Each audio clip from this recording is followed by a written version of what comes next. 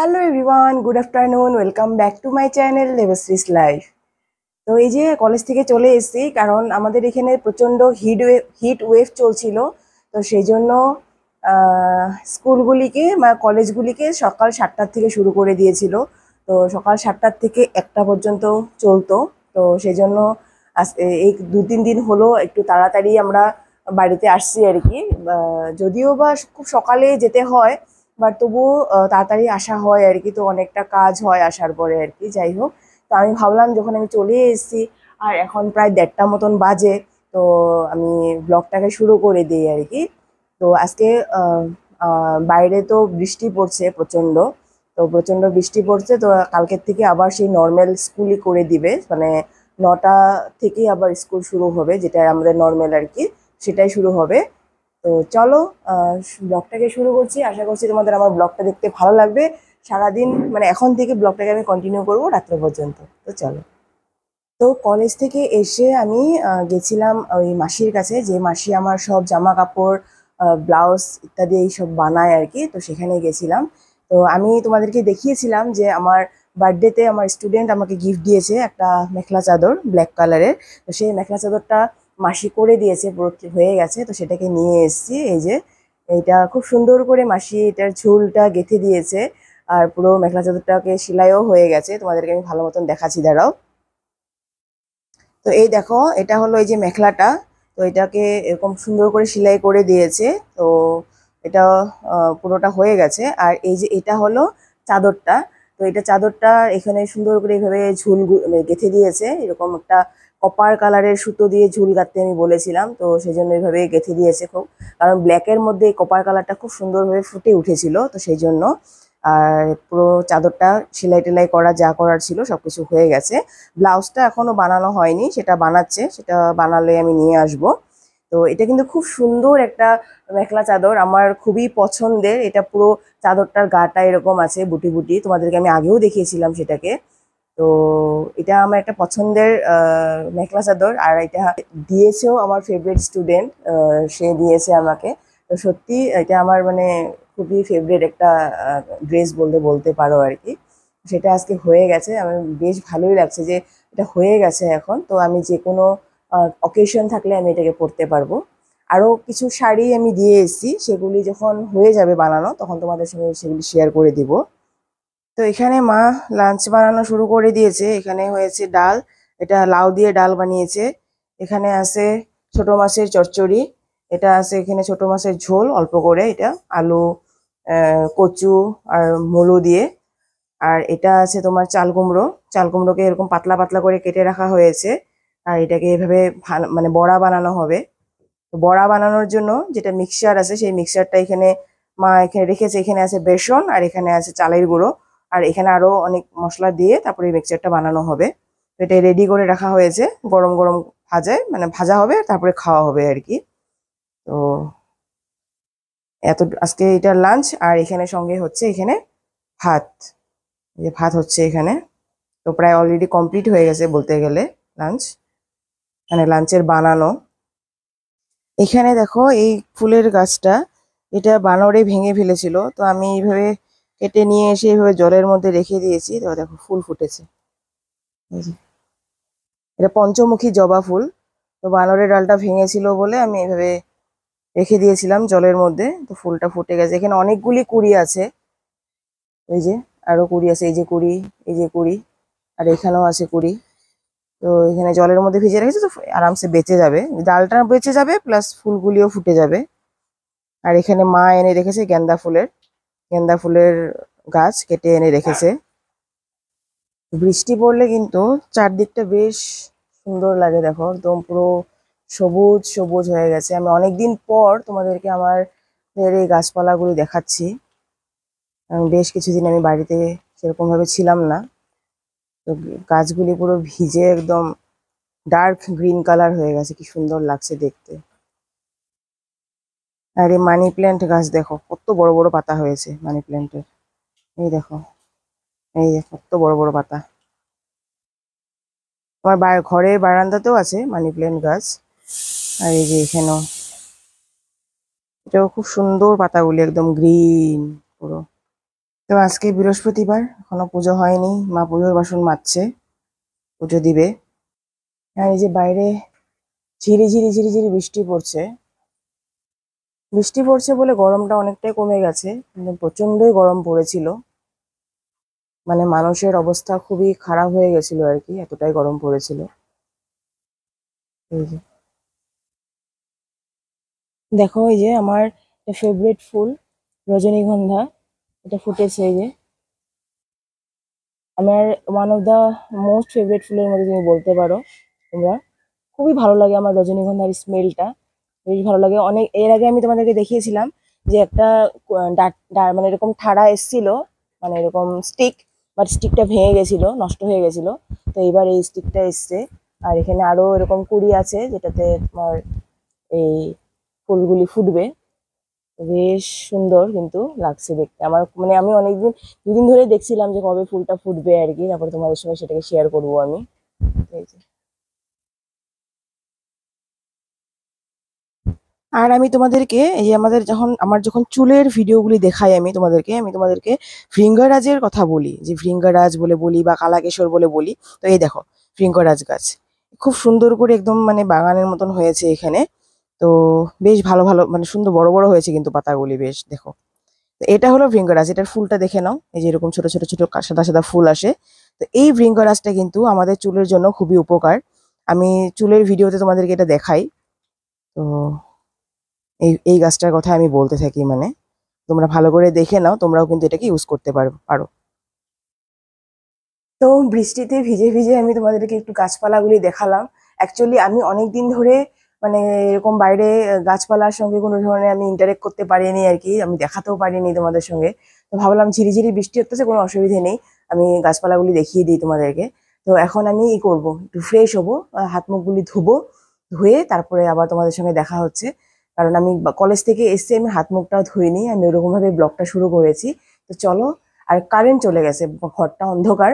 তো ভাবলাম যে এই সময়টাতেই কারেন্টটা আসতে থাকুক, আমি আরামসে ফ্রেশ ট্রেশ হয়ে নিই। তো চলো। বৃষ্টির দিনে মনে হয় সবার বাড়ির অবস্থা এরকমই থাকে। তো দেখো পুরো কাপড় ঝুলছে। তো আমাদের কালকে এই কাপড়গুলো আমি ধুয়ে দিয়েছিলাম, আর শুকিয়েও গেছে, কারণ যেহেতু ওয়াশিং মেশিনের ওয়াশ করা হয়েছে। আর ওরকম সেরকম স্মেল হয় না, যেরকম ভিজা কাপড় থাকলে পরে যেটা স্মেল হয়, ওয়াশিং মেশিনে যেহেতু কমফোর্ট থাকে, তো সেই জন্য কোনো রকমের স্মেল হয় না। তো এই যে পুরো ধোয়া হয়ে গেছে, তো এটাকে আমি এখন তুলে নেব। বেশিরভাগ কাপড়ই শুকিয়ে গেছে, যে কটা শুকায়নি সে কটা থাকবে। আর বাকি তো শুকিয়ে গেছে, তো আমি উঠিয়ে নিব এইসব। কাপড়গুলিকে তুলে নিলাম, আর যেগুলি ভিজা আছে এই সাইডে এইভাবে মেলে দিয়েছি। তো এখন একটু আলো আসছে ঘরে, নাহলে পুরো ঘরটা না অন্ধকার হয়ে গেছিল একদম। তো পাতলা পাতলা করে কেটে রাখা কুমড়োটাতে একটু হালকা করে লবণ দিয়ে মানে মাখিয়ে রাখা হবে, মানে মাখিয়ে নেওয়া হবে। আর এই যে গ্রেভিটার জন্য এখানে লবণ দিয়ে দেওয়া হচ্ছে, বেসন আর চালের গুঁড়োর গ্রেভিটাতে দিয়ে দেওয়া হচ্ছে হলুদ গুঁড়ো, লঙ্কার গুঁড়ো, অ্যাড করে দেওয়া হচ্ছে ধুয়ে রাখা তিল। তো এটা কালো তিল, কালো তিলটাকে হালকা করে ধুয়ে নিয়েছে মা, কাঁচা তিল। তো এই তিল দিয়ে এই চাল কুমড়োর বড়া খেতে কিন্তু খুব দারুণ লাগে। তো তোমরাও একবার ট্রাই করে দেখতে পারো, অসাধারণ লাগে কিন্তু এই বড়াটা খেতে। কুমড়োটাকে মাখানোর জন্য সামান্য চিনি দেওয়া হচ্ছে।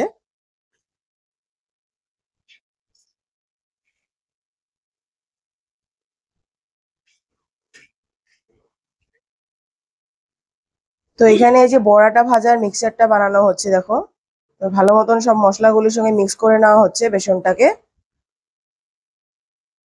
আর এখানে যে কুমড়োটা মাখিয়ে রাখা হয়েছে, সামান্য হলুদও অ্যাড করে দিয়েছে মা।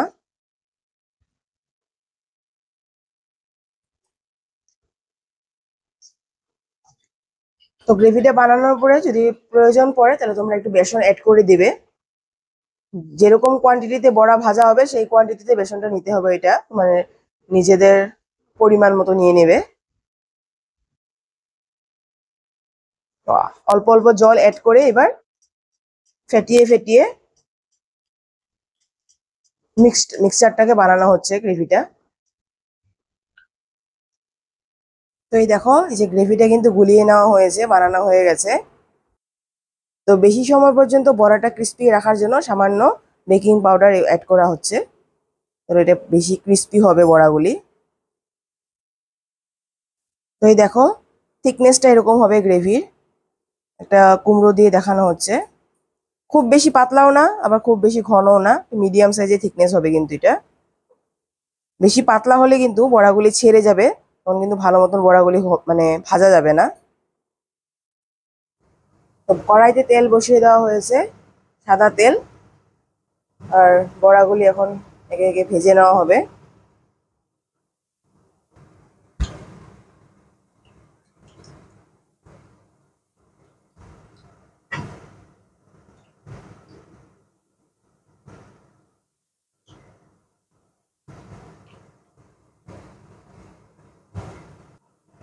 তো দেখো বড়াগুলি কিন্তু ফুলে ফুলে উঠেছে, আর এটাকে কিন্তু মিডিয়াম টু লো আছে কিন্তু ভাজতে হবে, কারণ ভিতরে কুমড়াটা সেদ্ধ হবে, তো সেই জন্য হাই ফ্লেমে ভাজলে কিন্তু বাইরের লেয়ারটা তো হয়ে যাবে ভাজা, কিন্তু ভিতরে কিন্তু কাঁচা থেকে যাবে। তো দেখো কি সুন্দর, এই যে বেকিং পাউডার দেওয়ার জন্য কি সুন্দর কিন্তু ফুলে ফুলে উঠেছে বড়াগুলি। গোল্ডেন ব্রাউন কালার করে বড়াগুলিকে ভাজতে হবে।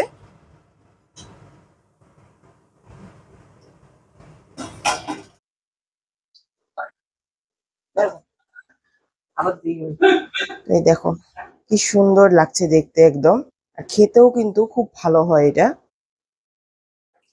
তো এই যে এটা লাস্ট ব্যাচটা দেওয়া হয়েছে বড়া ভাজার জন্য, আর এখানে এই যে ভেজে রাখা হয়েছে আর বাবাকে খেতে দেওয়া হয়েছে এখান থেকে। তো গরম গরম বড়া ভেজে আমাদের লাঞ্চ করা হয়ে যাবে এখন। আর এই বড়াটা এরকম গরম গরম ভাতের সঙ্গে খেতে কিন্তু বেশ ভালো লাগে, ডাল ভাতের সঙ্গে নিরামিষ দিনে কিন্তু তোমরা এটা বানিয়ে খেতে পারো। খুবই টেস্টি হয় আর খুব খেতেও খুব ভালো। দেখো এই যে বানরে জবা ফুল খাচ্ছে, এই যে, আর দেখো কিভাবে গাছগুলিকে এরকম ভাবে মানে ঝাঁকায় পুরো একদম। কি সুন্দর করে বসে বসে একটা একটা করে জবা ফুলের পাপড়ি খাওয়া হচ্ছে একদম মজ করে করে। এই যে এই যে এই যে ছিল, এই দেখো একটা একটা করে পাপড়ি পুরো সম্পূর্ণটা খেয়ে ফেলে একদম। আর কি করেছে পুরো দেখো, ফুল গাছের নিচটা দেখো কি অবস্থা করেছে। তো আমি বসলাম এই যে খেতে, প্রায় 3টা বেজে গেছে। তো ভিডিও করতে করতে অনেকটাই লেট হয়ে গেছে। আর এই যে বড়া, দারুণ, তোমরা বানিয়ে অবশ্যই খেয়ে দেখবে, খুব ভালো লাগে। আর তিলের যেটা স্মেল আছে না, ওটা তো বেশ মানে একদম খুব সুন্দর একটা, মানে মুখে একটা মানে, মানে কি বলে ওটাকে, স্বাদ এনে দেয়, মানে খুব সুন্দর হয়েছে কিন্তু। ডাল ভাতের সঙ্গে খেতে কিন্তু এটা খুবই ভালো হয়। তো তোমরা ট্রাই করবে। আর আমি এখন ভাতটা খেয়ে নিই ফটাফট, তারপর তোমাদের সঙ্গে আবার কথা হচ্ছে। গুড ইভিনিং এভরিওয়ান, তোমাদের সঙ্গে আমার অনেকক্ষণ পর আমার দেখা হচ্ছে। আমি লাঞ্চ করছিলাম, তখন তোমাদের সঙ্গে আমি কথা বলছিলাম। আর তারপরে আমি লাঞ্চ করার পর 5-10 মিনিট মতো রেস্ট নিয়ে তারপরে আমি টিউশনে বসেছিলাম। আর এখন আমি টিউশন থেকে উঠলাম, এখন বেজে গেছে রাত্র 8:30। তো টিউশন থেকে উঠে এসে আমি আবার ব্লগটাকে কন্টিনিউ করছি। তো অনেকটাই রাত্র হয়ে গেছে, আর প্রত্যেক দিন আমার এটাই রুটিন থাকে। তো সেই মিডিল পোর্শনটাতে আমার জন্য ব্লগ করাটা সম্ভব হয়ে ওঠে না, কারণ পর পর পর পর আমার টিউশন আসতেই থাকে। তো আমি টিউশনের ওখান থেকে উঠে আসতে পারি না আর। যাই হোক, তো এখানে দেখি, এসে দেখি এই যে চিড়া ভাজা এরকম মানে প্যাক করে রেখে দিয়েছে আর কি।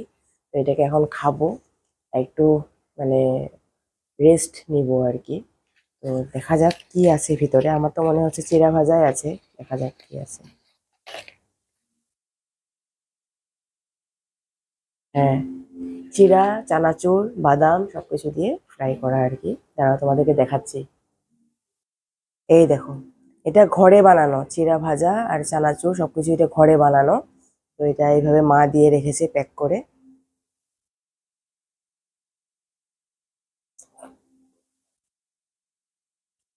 প্রত্যেকটা জিনিসই কিন্তু ঘরে বানানো, তো খুব সুন্দর হয়েছে। মানে বাদাম ভাজা, চিড়া, চানাচুর সবকিছু ঘরেই বানানো, তো বেশ খেতে ভালো হয়েছে কিন্তু।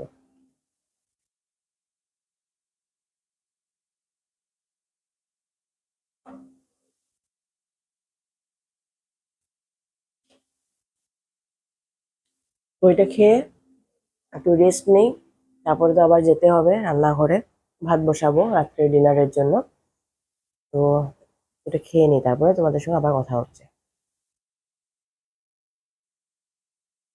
তো এই যে আমার ভাত বসানো হয়ে গেছে, আর জল টল ভরাও সবকিছু হয়ে গেছে। আজকের ভিডিওটা আমি এখানে রেখে দিব। আশা করছি তোমাদের আমার ভিডিওগুলি দেখতে ভালো লাগছে। যদি ভালো লেগে থাকে তো প্লিজ লাইক করো, শেয়ার করো, সাবস্ক্রাইব করো আমার চ্যানেলটাকে। আবার নতুন একটা ব্লগ বা ভিডিও নিয়ে তোমাদের মধ্যে হাজির হবো। ততক্ষণ তোমরা সবাই সুস্থ থাকো, ভালো থাকো।